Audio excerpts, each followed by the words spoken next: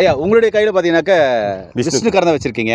அது சொல்லுங்க ஐயா, விஷ்ணு கரந்தை மக்களுக்கு தேவையான தகவல் என்ன சொல்ல போறீங்க? விஷ்ணு கிரந்தை வந்து அந்த காலத்தில் ஒரு பழமொழி சொல்லுவாங்க, விடாத ஜுரத்துக்கு விஷ்ணு கிரந்தி விஷ்ணு கரந்தை அப்படின்னு சொல்லுவாங்க. இதை வேருடன் எடுத்து ஒரு 2-3 செடிகளை துண்டு துண்டாக கட் பண்ணி ஒரு டம்ளர் தண்ணியில் போட்டு கொஞ்சம் மிளகும் கொஞ்சம் சீரகம் போட்டு நல்லா கொதிக்க வச்சு வடிகட்டி சாப்பிட்டு கொண்டு வரும்பொழுது எல்லா விதமான 64 ஜுரத்துக்கும் இதை கொடுக்கலாம். எந்த விதமான பக்க விளைவுகளும் இல்லை. அடுத்து விஷ்ணு பெருமானுக்குரிய ஒரு மூலிகை இது. அவர் பூஜையெல்லாம் வைப்பாங்க. அடுத்து பார்த்தீங்கன்னா இதை சமூலமாக எடுத்து நேல் பாடமாக காய வைத்து வஸ்திரகாயம் செய்து 48 நாள் இதை, அதாவது நான்வெஜ் கலக்காமல் வெறும் சைவமாக இருந்து சாப்பிட்டு வரும்பொழுது இதில் கிடைக்கக்கூடிய குணங்கள் என்னன்னு பார்த்தீங்கன்னா எல்லா விதமான நோயும் குணப்படுத்தும். ஆஸ்துமா, டிபி, சளி, இருமலுக்கு ரொம்ப நல்லது. ஆண்மை பலத்துக்கு ரொம்ப நல்லது. ஆண்மைக்கு வந்து அதே சூரணத்தை பாலில் சாப்பிடணும். ஒவ்வொரு ஸ்பூன் பாலில் சாப்பிட்டு வரும்போது ஆண்மை பலத்துக்கு ரொம்ப நல்லது.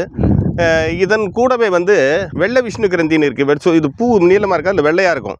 அதை சாப்பிடும்போது ஆயில் நீண்டு வளரும். ஆயிலையே கூட்டி கொடுக்கக்கூடிய ஒரு அருமையான மூலிகை இது. அந்த வெள்ளை விஷ்ணு கிரந்தி சாப்பிடும்போது அந்த பலன் கிடைக்கும்.